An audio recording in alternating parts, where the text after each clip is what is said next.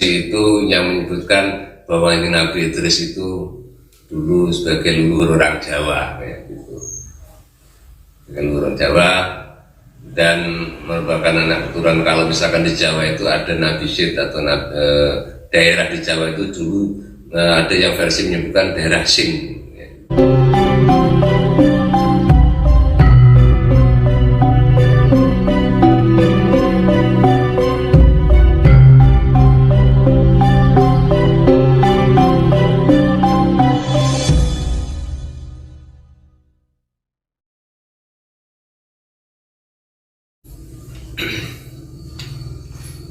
Assalamualaikum warahmatullahi wabarakatuh. Waalaikumsalam. Alhamdulillah pada malam ini ya kita jagungan ini ya, jagungan semoga berkah gitu ya. Ya.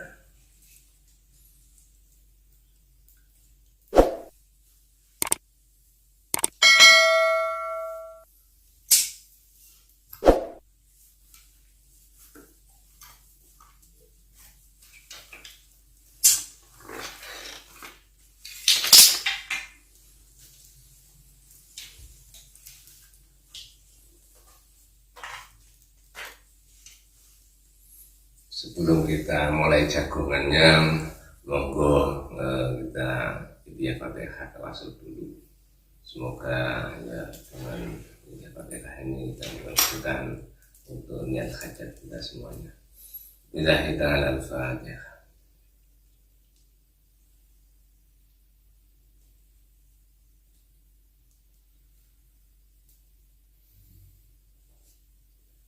Hadratin Nabi Mustafa Al-Fatihah.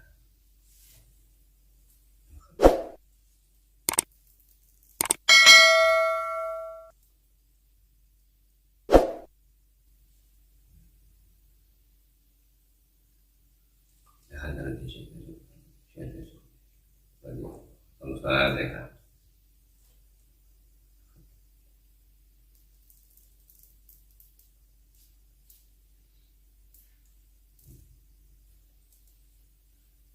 Ya hadratil Nuh kita semuanya jika protokol kang kali ya dipun Tulung Agung ya Al-Fatihah.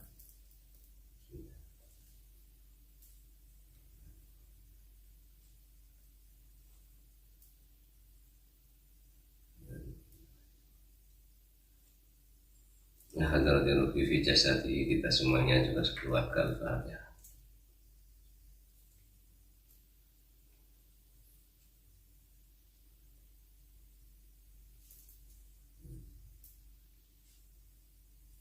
Hadrat Syekh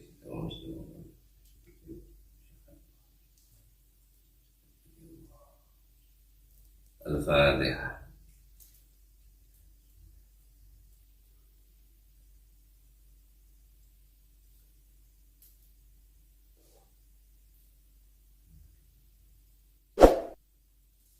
Ya hadrat untuk orang tua kita, bapak ibu kita Al-Fatihah.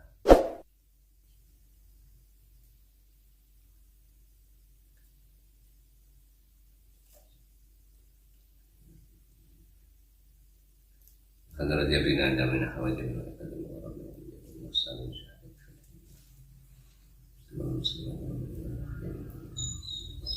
Al-Fatihah.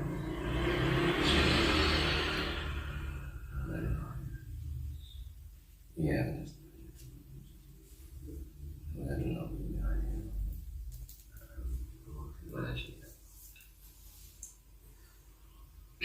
Monggo, kira-kira malam ini apa yang mungkin untuk kita jagungan ini? Monggo. Ya mau meneruskan kemarin dulu, Mbak Alim. Masalah ini kan apalagi pas bulan Suro ya. Kira-kira itu kenapa sih Suro itu menjadi seperti bulan yang wingit gitu kan? Apalagi untuk pengertian penjelasan dari Mbak Halim, siapa tahu bisa memberikan lebih jelas agar anak-anak sekarang itu lebih memahami yang sebenarnya, daripada kita itu sekarang kan dari dulu biasa salah paham atau paham yang salah ya. Contohnya kayak jangan sesekali duduk di atas bata nanti bisa kena penyakit udun. Nah, padahal itu kan cuma filosofi. Nah, menurut Mbah Halim, surah sendiri itu filosofinya apa dari pandangan Mbah Halim, baik dari segi agama maupun segi adat istiadat kita sebagai orang Nusantara ya khususnya. Terima kasih. Sebelum kita membahas tentang surah, bagaimana tentang surah, mungkin keramatnya surah ini, nanti apa yang kita bicarakan itu sebenarnya bukan sesuatu yang pasti benar, tetapi kita sama-sama belajar. Ya, semoga misalkan dari kita belajar ini membawa keberkahan buat kita semua. Amin. Kalau dilihat dari riwayat-riwayat sejak yang saya ketahui, surah itu, atau dulu kita membahas surah itu berasal sebenarnya memang dari bulan Jawa sendiri, penamaan Jawa sendiri, yang itu salah satunya diambil dari istilah Asyura, gitu kan, peristiwa Asyura hari ke-10 di bulan Muharram. Nah, bulan Muharram sendiri sebenarnya bulan yang memang dari kuno itu, sebelum masa jahiliyah, sebelum Kanjeng Nabi itu lama, bulan kuno yang sudah dikenal sebagai Muharram gitu.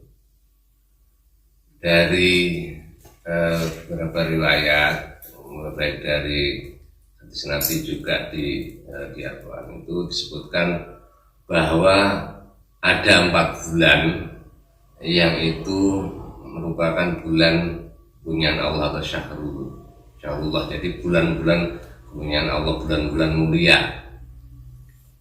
Salah satunya yaitu ada Zulqa'dah kalau di Jawa itu, kemudian Zulhijjah atau besar itu, ada Idul Adha, kemudian ada Muharram sendiri, dan ada bulan Rajab atau Rajab. Di surah atau Muharram di dalam Islamnya itu memang menjadi salah satu bulan yang mulia dan dimuliakan oleh Allah. Tapi bukan berarti bulan yang lain itu tidak mulia, tetapi ada keistimewaan yang di bulan surah sendiri itu atau Muharram itu. Jadi kalau secara gambaran iming-iming di bulan surah itu, Muharram itu, kalau masalah pahala itu dilipat gandakan. Kalau masalah saya salah juga dilipat gandakan. Jadi kalau kita merenungkan, memang ada keistimewaan, pahala dilipat gandakan, kesalahan juga dilipat gandakan. Jadi makanya pesannya itu di dalam bulan surah itu jangan menzalimi diri sendiri, artinya berbuat sesuatu yang tidak baik gitu. Dari riwayatnya, menurut riwayat mungkin di dalam kitab Ihya Ulumuddin, juga di kitab Ihyanut Thalibin. Kalau Ihya Ulumuddin itu penjenengan Imam Ghazali, kemudian Ihyanut Thalibin itu dari Imam Nawawi Al-Bantani gitu ya. Itu disebutkan bahkan Kanjeng Nabi Adam itu diciptakan di surga itu, di Jannatul Firdaus itu, pada bulan Muharram juga. Dan kalau di situ tepatnya di Asyura atau hari ke-10 di bulan Muharram itu. Kemudian dari Kanjeng Nabi Adam diciptakan kun fayakun, itu kemudian baru diciptakan Siti Hawa, Siti Hawa dari sulbinya Nabi Adam. Sulbi itu apa? Sulbi tulang rusuk. Kemudian pada waktu di Jannatul Firdaus itu, di situ masih ada, kalau misalkan sekarang kita mengenalnya itu iblis itu. Jadi iblis itu dulu juga di surga. Kalau ada yang misalkan versi itu malaikat Azrail itu merupakan salah satu panglima malaikat.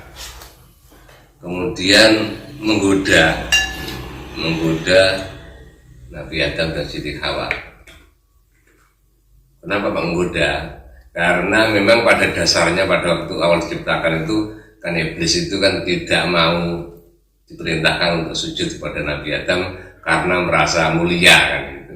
Merasa mulia, lebih mulia karena Nabi Adam diciptakan dari tanah sedangkan iblis diciptakan dari api, sehingga ketika diperintahkan untuk sujud itu tidak mau sujud.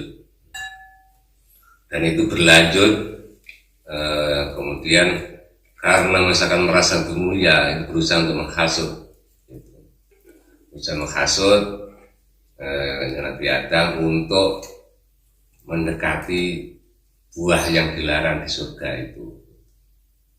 Dan di dalam godaannya di situ sebenarnya ada sesuatu yang pesan yang sangat tentang bahwa bukan masalah buahnya itu, kalau yang saya pahami, bukan masalah jangan makan buahnya, tapi di situ ada sebuah godaan bahwa Tuhanmu, untuk Gusti Allah itu melarangmu untuk tidak makan buah ini karena tidak ingin kamu itu kekal di dalam surga ini. Jadi kalau yang saya pahami dari beberapa versi penjelasan itu bahwa yang dipermasalahkan sebenarnya itu masalah kekalannya itu. Jadi kekal itu hanya pakaian kebesaran dari Allah. Jadi itu yang kesalahan yang istilahnya vital di situ.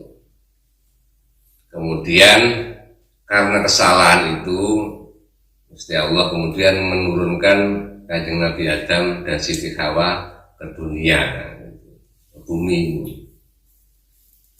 Nah, karena merasa bersalah, Kanjeng Nabi Adam itu memohon maaf, memohon taubat selama bertahun-tahun.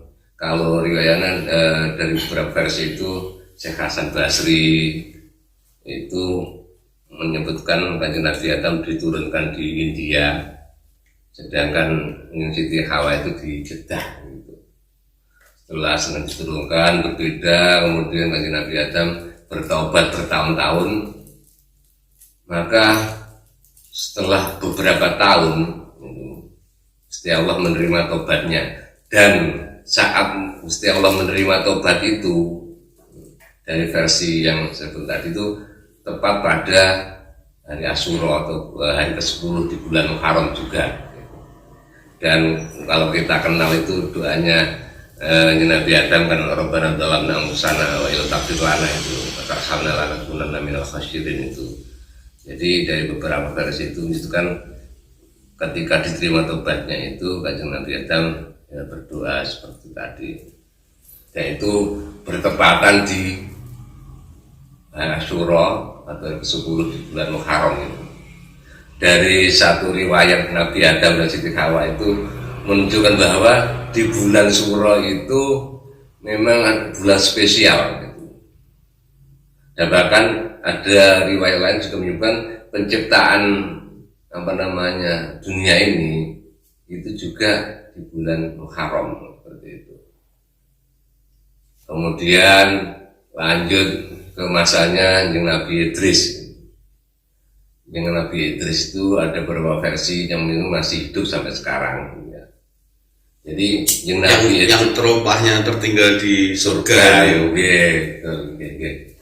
Jadi Nabi Idris itu diangkat derajatnya karena ulas asiknya beliau pada umat, pada sesama, pada makhluk ini.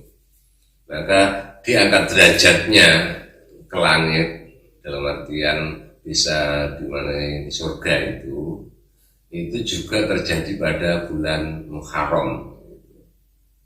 Nabi Idris, dan ada beberapa versi itu yang menyebutkan bahwa ini Nabi Idris itu dulu sebagai leluhur orang Jawa kayak gitu. Sebagai leluhur orang Jawa dan merupakan anak keturunan, kalau misalkan di Jawa itu ada Nabi Syed atau daerah di Jawa itu dulu ada yang versi menyebutkan daerah Sing kayak gitu. Bukan Nabi Sis itu, Mbak. Ya, jadi Kalau misalkan di Jawa sendiri, kalau dalam tradisi selamatan itu, yang kalau ngajak ini itu biasanya para sepuh itu ya menyebutkan Kanjeng Nabi Adam, kemudian Nabi Sis, Sang Hyang Sis kayak gitu. Nabi Sis dan Sang Hyang Sis itu sama-sama jalan dari Nabi Adam istiawat, tapi berbeda jasadnya. Kalau Nabi Sis itu memang istilahnya berupa manusia, kalau Sang Hyang Sis itu berupa tidak punya jasad kayak seperti itu, berupa cahaya. Cahaya. Atau banyak yang kemudian di berubahnya itu Sang Hyang Nur Cahyo seperti itu. Nah, itu masa Nabi Idris. Kemudian pada masa Nabi Ibrahim itu ada riwayat juga yang mengatakan bahwa Kanjeng Nabi Ibrahim itu dilahirkan di bulan Muharram juga. Jadi kalau misalkan tepatnya juga di hari Asyura atau ke-10 di bulan Muharram itu. Kemudian ketika beliau menggali kepala yang berhala-berhala itu, kemudian dihukum oleh Namrud. Raja Namrud itu dari beberapa kali juga disebut Raja Babilonia, menghukum membakar Nabi Ibrahim. Ketika misalnya dibakar, kemudian Allah menyelamatkan Kanjeng Nabi Ibrahim itu juga terjadi di bulan Muharram juga. Jadi dari Nabi Adam, Nabi Idris, Nabi Ibrahim, banyak peristiwa yang terjadi di bulan Muharram juga. Kemudian di zamannya Nabi Nuh, ada banjir bandang di seluruh dunia. Diriwayatkan rombongan bahteranya Nabi Nuh itu sekitar 80 orang keluarganya itu. Jadi umatnya Nabi Nuh yang ikut itu terombang-ambing sekitar selama 5 bulan atau 150 hari, karena bumi ini semuanya menjadi lautan. Terombang-ambing selama 150 hari, dan kemudian Allah memerintahkan untuk bumi menelan airnya, langit menghentikan curah hujannya. Maka bahtera Nabi Nuh berlabuh di Gunung Sudi atau Judi, yang versi di Gunung Judi atau Sudi. Terjadinya juga di bulan Muharram, dan bahkan dari beberapa versi juga diceritakan bahwa bubur suro itu sudah ada ketika zamannya Nabi Nuh. Bubur suro itu sebagai wujud syukur ketika Nabi Nuh dengan para pengikutnya itu diselamatkan dari banjir bah. Jadi Nabi Nuh kemudian memerintahkan kepada orang-orang yang berada di bahtera itu untuk membuat makanan dari biji-bijian. Kemudian kalau sekarang kita mengenalnya sebagai bubur suro, seperti itu. Jadi itu juga terjadi di bulan Muharram. Bubur suro itu yang seperti apa ya, Mbak ya? Bubur suro itu sebenarnya kalau sekarang ya seperti cengkong kita bahas kemarin yang jenang sengkola sepuh seperti itu. Tapi kalau awal dari riwayatnya itu biji-bijian, kalau semacam dari beberapa biji-bijian yang kemudian dimasak. Kalau misalkan kita mulai beras itu juga biji-bijian hasilnya, biji-bijian dari padi kayak gitu. Jadi zamannya Nabi Nuh juga terjadi di bulan Syuro atau Muharram. Kemudian pada zamannya Nabi Yakub itu juga terjadi peristiwa yang besar. Pertama yaitu ketika Nabi Yakub itu disembuhkan dari penyakit matanya, dari penglihatan, karena menangisi istilahnya Nabi Yunus yang dijebloskan ke dalam sumur oleh saudara-saudaranya. Nabi Yusuf karena iri, saudara-saudaranya iri, kemudian dimasukkan ke dalam sumur. Dan Nabi Yakub menangisi selama bertahun-tahun akan kehilangan putra kesayangannya Nabi Yusuf, dan akhirnya sampai penglihatan beliau itu hilang atau buta. Dan ketika dikembalikan penglihatan Nabi Yakub itu juga terjadi di bulan Muharram atau Suro ini. Selain itu, Nabi Yusuf dikeluarkan dari sumur juga terjadi di bulan Suro atau Muharram. Kemudian masih Nabi Yusuf juga, Nabi Yusuf dikeluarkan dari penjara Mesir karena pada waktu karena ketapanannya, kemudian kan difitnah dengan Siti Zulaikha gitu, istri pembesar bangsawan dari Mesir yang pada akhirnya juga menjadi istri Nabi Yusuf. Terus ketika dikeluarkan dari penjara, kemudian diangkat menjadi penasihat Raja Mesir pada waktu itu, menjadi seorang yang di lingkungan istana, juga terjadi di bulan Suro atau Muharram itu. Jadi sampai Nabi Yusuf itu semuanya peristiwanya terjadi di bulan Suro atau Muharram. Kemudian ada pada zaman Nabi Yunus. Nabi Yunus dulu ketika berdakwah di umatnya itu, karena umatnya dablek itu,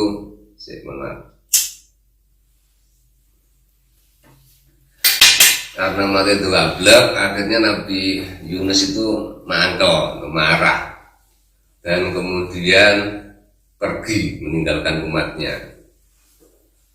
Karena Nabi Yunus pergi dengan keadaan marah sebelum diperintahkan, maka Allah memberikan peringatan berupa Nabi Yunus dimasukkan di dalam perut ikan, di lautan yang dalam, di dalam perut ikan, jadi dalam keadaan memang gelap gulita.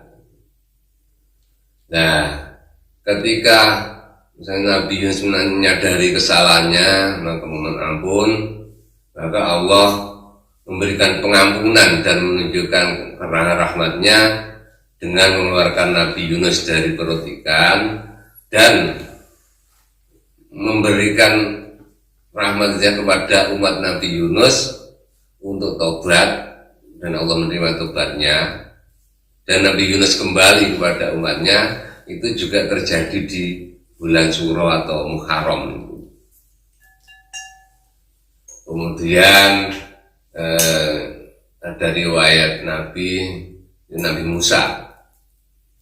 Nabi Musa itu dari beberapa versi riwayat juga dikisahkan bahwa dilahirkan di bulan Muharram Suro juga.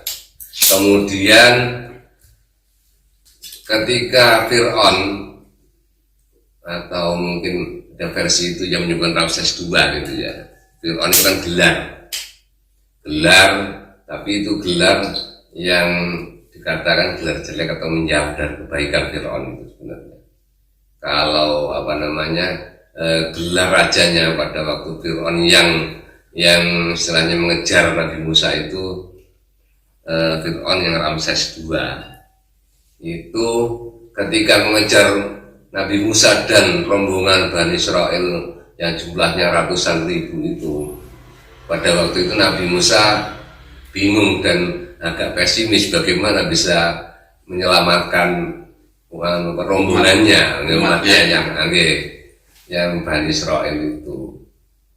Dan pada waktu keadaan genting, Nabi Musa juga bingung, maka Allah memerintahkan untuk mengumpulkan tobatnya di batu, dan kemudian ketika dikumpulkan itu di pesisir, ada yang di Laut Merah itu, maka air dari Laut Merah itu terbelah, kemudian umatnya Nabi Musa itu bisa melewati laut yang terbelah itu semuanya. Jadi semuanya diselamatkan oleh Allah. Dan pada waktu Raja Fir'aun itu mengejar beserta pasukannya, maka yang laut yang terbelah itu kembali tertutup dan menenggelamkan Fir'aun dan pasukannya. Dan itu juga terjadi di bulan Suro, tepatnya di hari Asyura atau hari ke-10. Jadi terutama yang Bani Israel, turunnya Bani Israel yang Yahudi itu sangat menghormati bulan Muharram, khususnya di Asyura itu, dan mereka mempunyai kebiasaan puasa di bulan Muharram, khususnya di hari Asyura atau ke-10 itu.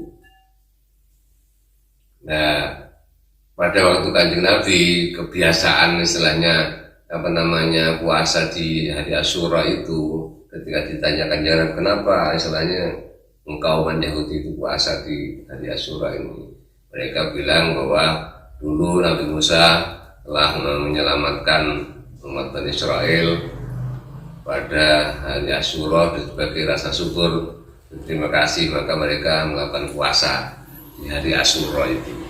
Nah, Kanjeng Nabi komentarnya, sebenarnya akulah yang lebih berhak meneruskan apa yang dilakukan pada zaman Nabi Musa, dan pada waktu itu beliau Nabi Muhammad juga melakukan puasa di hari Asyura atau hari ke-10 bulan Muharram, dan memerintahkan para sahabat untuk melakukan puasa juga. Dan untuk membedakan dengan kebiasaan orang Yahudi juga Nasrani, maka Kanjeng Nabi pada waktu itu menyampaikan kalau untuk tahun depan insya Allah kita akan mulai puasa di tanggal 9. Jadi makanya kemudian para ulama menyepakati bahwa ada dua puasa yang terutama di tanggal 9 dan 10 di bulan Muharram, yang tanggal 9 Tasyu'a, dan di tanggal 10 dari ke-10 itu puasa Asyura itu.